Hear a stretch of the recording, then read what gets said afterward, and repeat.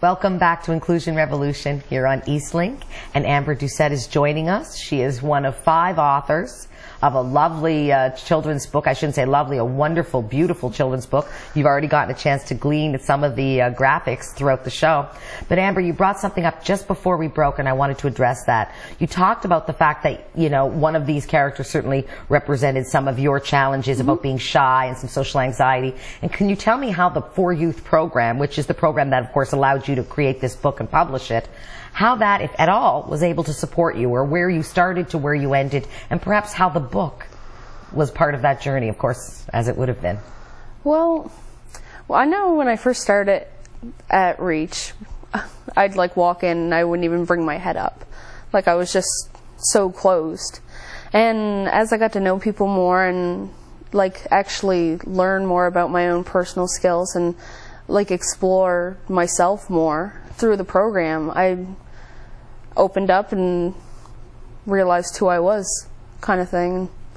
I felt the book helped a lot because I've never felt like I could do a big project and actually finish it, and it helped me feel a lot more confident with myself, that knowing that I actually met the deadline and the book actually exists now. Because I know there was a lot of doubt. You told me that earlier, that your team was pretty doubtful that this wasn't just sort of a fake project in a sense that, oh, we'll have these kids do this, but, you know, we'll see where it goes. But in fact, it was a very real project. And did you see the team, your team, growing as the book became more real, or you know, was it allowing you to challenge preconceived notions by having to put this book together? I mean, what were some of the real changes you saw in either yourself or your team as a part of that process? I noticed all of them. They can work better as a team than they did when we first started the program. They seem to know their own skills and what they can do to help better, and they blossomed. So self-awareness, self-confidence. Exactly. And those are the things that we want everyone to have if you're going to go forward, I guess. I mean, would you have seen yourself sitting here on TV 6 months ago? No. If somebody had just said to me... You were so meek when you said that. I don't want to lose you now. If somebody had said to me, do you want to be on TV? I would have like ran and hid. Right. So there's obviously something really powerful going on with the creativity that you were provided in doing this beautiful book. And again, as the primary illustrator, I know so there was some character work done, but really as the illustrator of this book, it must be just incredible to see it, because I have to tell you, the graphics are absolutely dynamic. The characters really do come through. I'm glad you told me a little bit about them, but the truth is, I felt that. I felt that graphically, not just through the story. And I had to personally say to you, you've got some real talent there. Certainly anybody who's listening today and is looking for a talented illustrator should definitely find out what Amber's up to, because I'm pretty impressed. In fact, what are you up to, Amber? Because I know the program has completed. And where do you go from here? And then we'll talk about where the book goes from here, but where do you go from here? Well, right now I'm waiting to start another program that'll help me to focus more on what I need to do next, because I guess I was like so into meeting the deadline at the end of the For Youth program, I didn't have time to do my next steps. Right. So I'm going to be starting another program to help me do that, because I want to go back to school and I want to go somewhere with my art. And besides waiting for that program to start, I've been just working on my art, growing as a person, and accepting myself. Well, you sound certainly like a role model for a lot of people that maybe didn't think that there was a time they could even pick up a phone and call somebody, right? And then today that's something that you do, and you're so proactive. And of course you're here. You've been, I know, recently in the newspaper. I saw a picture of you. I don't think you liked it as much as I did, but I thought it was great. And I guess so I'm really pleased to see where you are. Now, what's happened with the book since it's become published? What have you done with it? Or is that part of the frustration, is next steps? You know, you've done this wonderful project, but now what? Well, I don't know. Since the book sign, like the launch, when I was at the launch at the main library. Yeah, I feel like after we did that, we haven't gone too much with it yet, but it's definitely next steps, doing more with the book, bringing it out Right, making sure it gets there. Now, I do know you sent out close to 100, is what I was told by your project coordinator, were sent out, obviously free, to schools and a lot of daycares, and a lot of like the Y and community centers, and they've actually requested them and are now receiving them and being able to use them as learning tools, which I think is pretty exciting.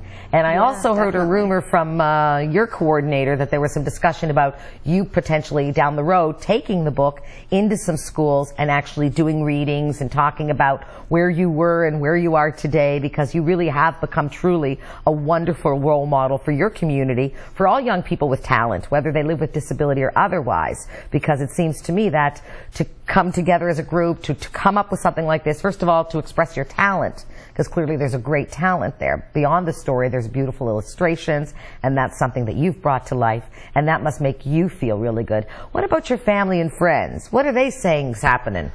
Oh, well, my boyfriend is very supportive of me wanting to do things with my art and wanting to go somewhere with it, and he was like ecstatic that we actually finished the book. My mother is incomprehensible right now. She just can't even believe it, huh? She's just like, oh my gosh, and she's just like, is she more excited about the book getting published or her daughter being in such a different place?